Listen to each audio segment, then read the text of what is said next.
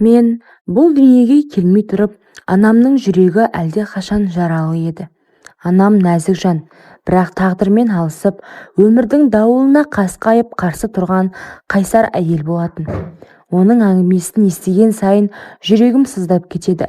Жастайынан көрікті, тәрбиелі, еңбекқор қыз болған. 17 жасында махаббат жетегінде жүріп, өзінің алғашқы күйеуіне тұрмысқа шығыпты. Бақытты күндері аз ғана уақытқа созылған. Тағдырдың тәлкегімен анам жесір қалып, бір ұлымен, менің ағаммен төркінінің табалдырығына қайтып оралған.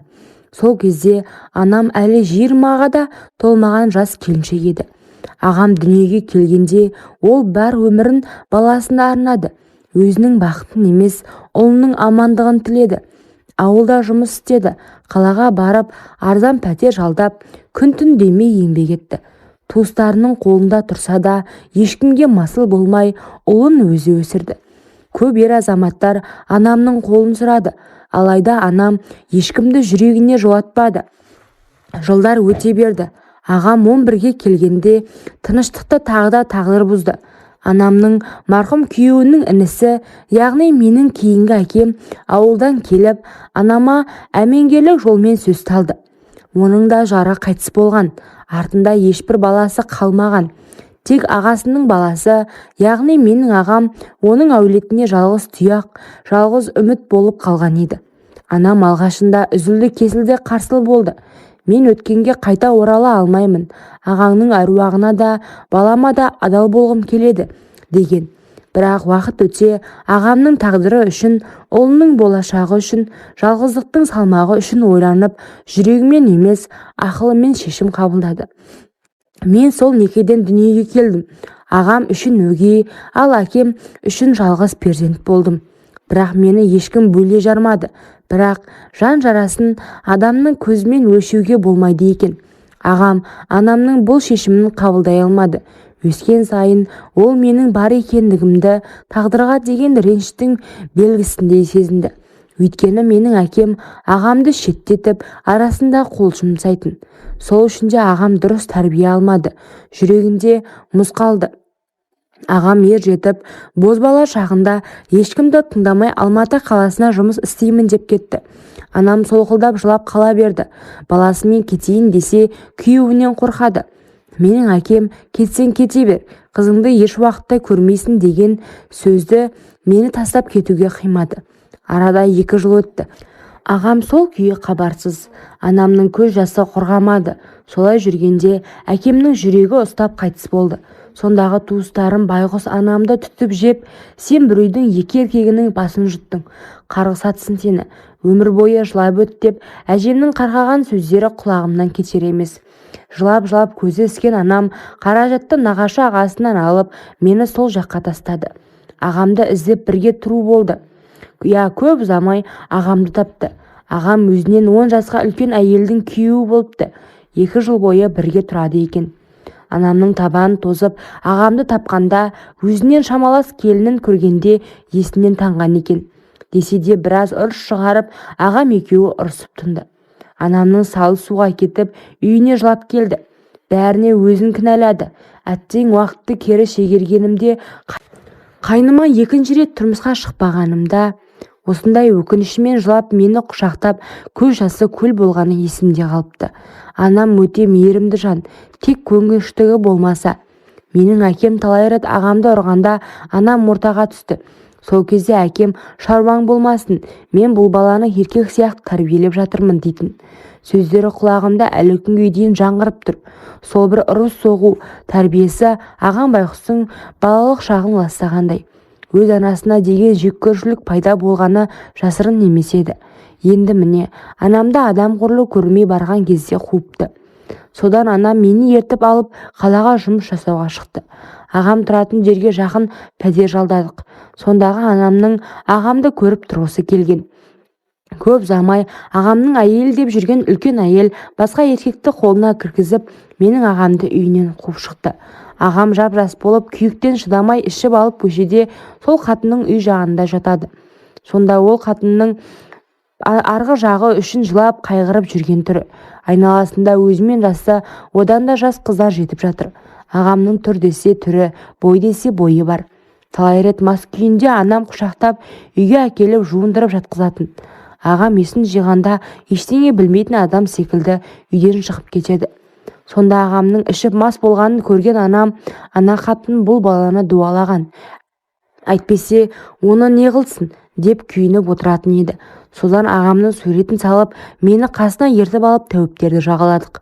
Олардың айтатын сөзі сол: ойбай, мына қатын балаңа дуа жасаған, дуасын кетіру қиындау, мына ақшаң кетеді деп байғұс анамның тірнектеп жиғанын сорып жатты. Анамда ақ албасты қатынның ісік екенін біліп едім деп қоштап кетті. Ағамды дуаласа дуалаған шығар, бірақ оның махаббаты ма әлде басқа ма білмедім. Әлгі албасты қатынның үйінен тұрауылдап шықпай жүрді. Бір күні оның көңілдесі ме әлде байы ма әлгі қатынды есік алдында қуып жүріп сабады. Сонда анамның өле қал, сен албастыға сол керек деп жүзінен қуанған белгісі көрініп тұрды. Бірақ ағам шыдамай ол әйел үшін әлгі жауырыны қақпақтай еркекпен айқасып кетті. Таяқ жеп қалды. Ол әйелді құшақтап үйге әкеліп өз бөлмесіне жатқызып қойды. Шындығы ол қатынды басқа еркекпен болып жатқанда ұстап алған екен. Сол үшін таяқ жеген сорлы қатын. Ал намыссыз ағам әркімнен қалған трәпкі қатынды пәтерімізге тұрғызды.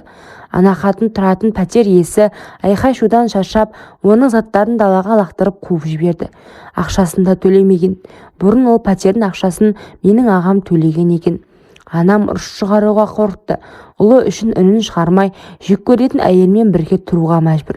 Бір апта бойы анам ол қатында күтіп баптады.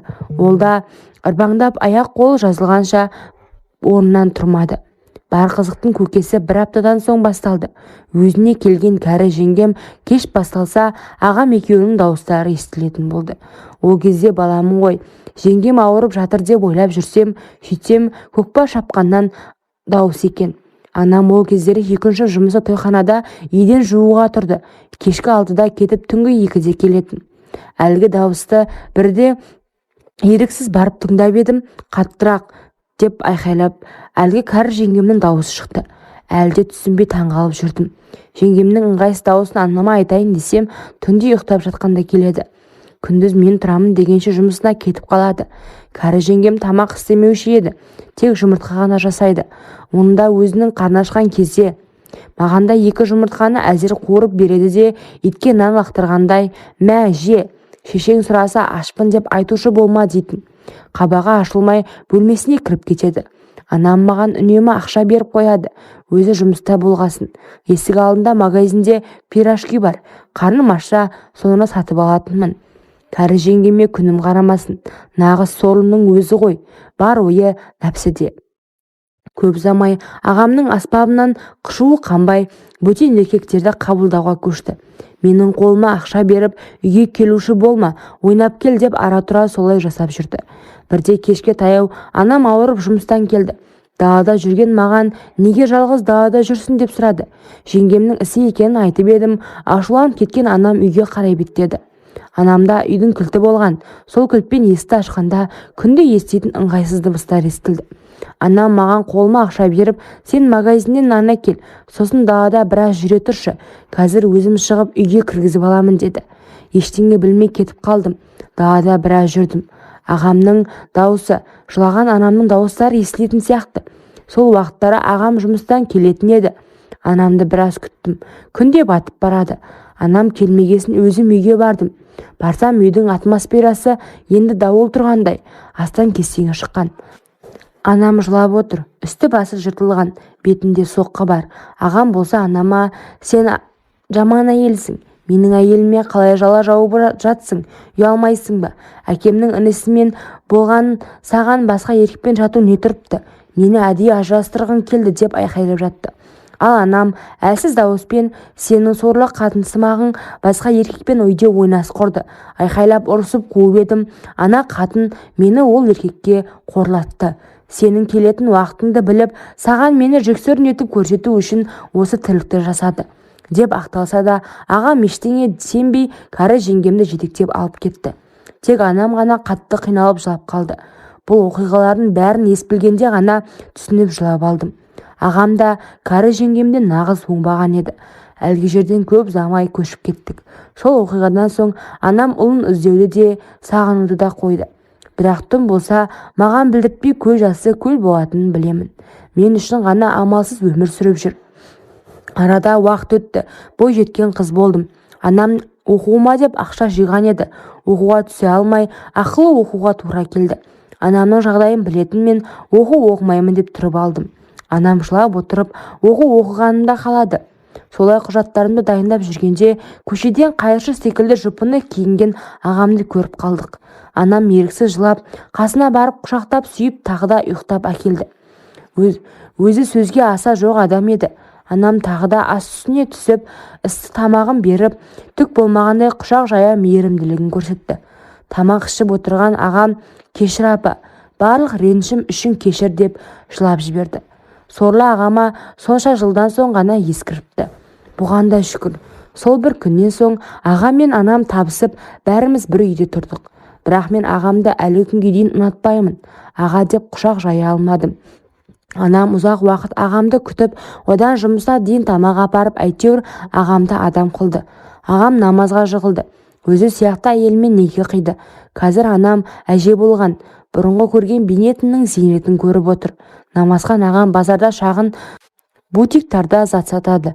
Жайнамаз, таспиқ деген секілді заттар сатып, отбасын анамды асырап отыр.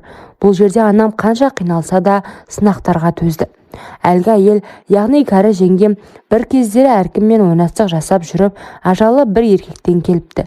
Қазір ол қара жерде.